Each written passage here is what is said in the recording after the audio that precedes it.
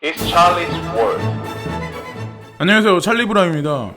아마 어저께 밤에 매수를 하고 해두시고 이제 주무신 분도 분명히 계실 거고, 그냥 새벽까지 계신 분도 분명히 계실 거고, 뭐 여러분들이 아마 계실 거예요. 이 지금 암호자산 시장도 주식 시장하고 똑같다는 거죠. 똑같은 게 적용이 된 것 같아요. 이번에도 마찬가지로 비트코인 ETF 연기가 공식적으로 이제 발표가 되면서 시장의 악재성 그리고 불확실한 어떤 여러 가지 이슈성 그런 것들이 모두 다 단기적으로는 일단 사라졌다. 그래서 지금 보면은 비트코인이 다시 올라가고 있는데, 보시면은 크라켄에서는 8,075달러 그리고 비트렉스가 8,056달러. 그래서 견조한 흐름대로 이대로 가면은 여러 차티스트들이 말을 하는 게 뭐냐면 8,400달러까지는 일단은 오르지 않을까라는 얘기를 해요. 그래서 견조한 흐름이 당분간 지속이 되는데, 여러분들이 가장 많이 가지고 계시는 XRP 같은 경우는 사토시가로 따졌을 때 6151 사토시까지 타켓이라고 말하는 사람이 조금 많고, 그리고 지금 긍정적으로 바라보는 사람이 되게 많아요. 그래서 지금 보시면은 비트코인 어떤 그 차트에 관해 지금 이제 말씀을 드리는데, 지금부터 언제까지 24, 25일까지라고는 제가 딱히 잘라서 말씀 못 드리지만, 결국에는 이런 지그재그 패턴 그리고 삼각 수렴을 계속해서 수렴하는 이 과정 중에 하나 중요한 게 뭐냐면, 그 끝지점에 도달하면 결국에는 이게 9,200달러를 그냥 돌파해버릴 거다. 쉽사리. 그러니까 한국 돈으로 따졌을 때는 1,000만 원을 그냥 돌파해버리는 거죠.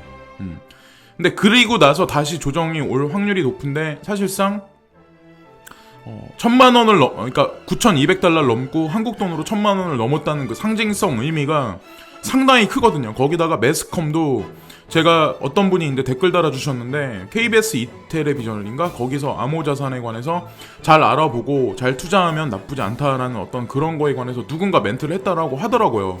그래서 그런 거하고 종합적으로 우리가 암호자산 시장을 보면 결국엔 우상향.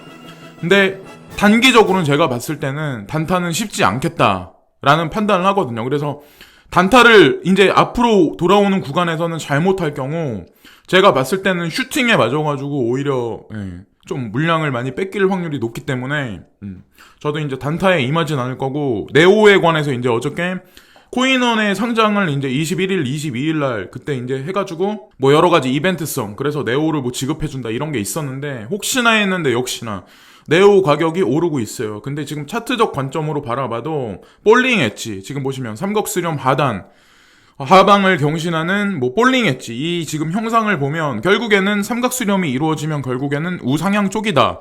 근데 우상향으로 가는데 지금도 사실 많이 어느 정도 올라 있기 때문에 제가 이거를 픽 들여서 추천드리는 건 절대 아니고, 지금 현재 장기 투자로 계속 가지고 계신 분들 같은 경우는 주변에서 누가 뭐라고 하던 간에 제가 봤을 때는 그냥 계속해서 장투하셔도 제가 봤을 때는 나쁘지 않다는 생각을 하거든요. 물론 저도 네오코인을 약간 양은 가지고 있어요. 그리고 되게 비전을 되게 크게 좋게 보는 코인이기도 하고, 그래서 중국 코인, 미국 코인 가르지 말자라는 거죠. 제가 이제 말씀드리는 거는 그건 좀 약간 어리석은 우매한 사고방식 같고, 자, 이제 지금 보시면은 크립토 마이클이라는 사람이 있는데, 이 사람도 똑같이 XRP에 관해서 이제 되게 좋은 얘기를 해요. 내가 이런 얘기해서 진짜 미안한데, 하지만 XRP가 몇 달 동안에 계속해서 펌핑을 되게 많이 하드하게 할 것 같다. 되게 열심히 할 것 같다. 되게 많이 굉장하게 올라갈 것 같다. 그러니까 차트적 관점에서 접근했을 때 그런 게 보인다. 근데 제가 XRP를 말씀드리는 이유는 왜 그러냐면, 이런 얘기를 하는 사람이 되게 요 근래 들어서 되게 많다는 얘기는, 사실상 얘네들은 누구를 뭐 이렇게 바람몰이 해가지고 개인들을 뭐 몰아가자 이런 의미에서 이런 말을 하는 건 아니거든요. 근데 저는 이제 표본 추출해가지고 그런 말이 많고 그렇게 긍정적으로 바라보는 사람이 많다는 얘기는 결국에는 그게 맞다는 얘기거든요. 그래서 제가 이번 영상에서는 이제 말씀을 드리는 거예요. 자, 근데 지금 그런 말을 하는 게, 지금 마이클이라는 사람이 그런 얘기를 했는데, 결국엔 XRP 뿐만 아니라 향후 이제 다가오는 지금 단기적인 조정이 뭐 8,400달러 찍고 좀 흐름이 약간 흐를 수도 있는데, 결국에는 24, 25일, 그러니까 이번 주를 어느 정도 잘 버티고 잘 이제 지지 기반을 잘 다지면 그 다음부터는 1,000만 원 고지를 바로 달성을 할 거다.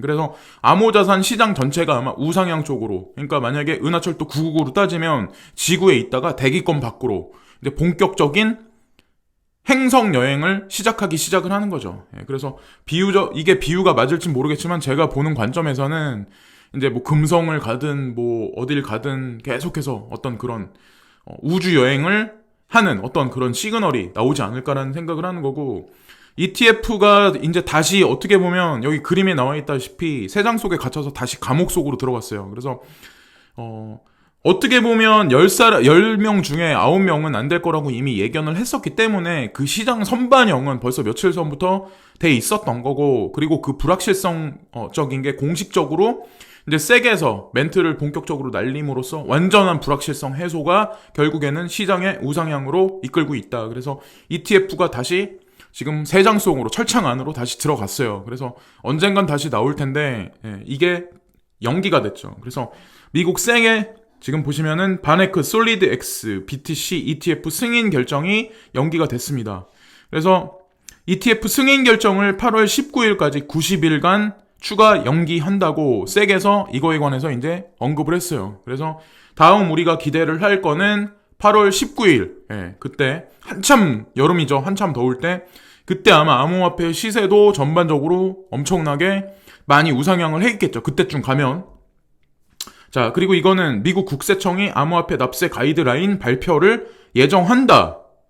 라는 어떤 그런 게 있어요. 그래서 납세자가 암호화폐 거래에 대한 과세 등 기본적 문제에 대한 명확성을 지닐 수 있어야 한다는데 동의하며 암호화폐 납세 가이드라인 발표를 우선순위로 정했다고 밝혔다라는 얘기가 나와요.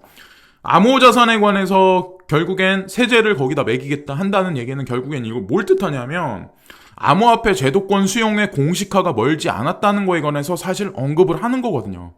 그러니까 직접 대놓고 얘기는 안 해. 하지만 이거에 관해서 세제에 관해서 자기네가 어떤 가이드라인을 발표를 하겠다라는 얘기는 결국엔 ETF 승인도 세제하고 거의 맞물려서 같이 움직일 거란 얘기거든요. 뭐 당장은 아니겠지만 근데 세제가 공식화돼서 미국에서 먼저 움직이고 전 세계가 G20를 통해서 움직이든 어떤 뭔가 세제에 관해서 그게 나오면 전 세계에 공식화하는 거죠. 암호 자산은 결국엔 자산이다.